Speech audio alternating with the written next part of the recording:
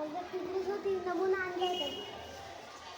विद्यार्थी मित्रांनो, मी समृद्धी विजय ठाकरे. मी डॉक्टर बाबासाहेब आंबेडकर आदर्श जिल्हा परिषद हायस्कूल कुरुड इथे 6व्या वर्गात शिकत आहे.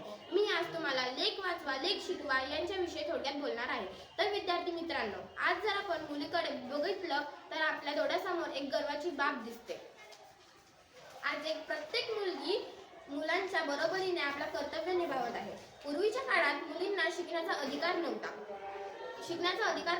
समाजात मानाचं स्थान नव्हता. परंतु सावित्रीबाई फुले यांनी मुलींना शिकवण्याचा अधिकार मिळवून दिला. धन्य ती माहुली.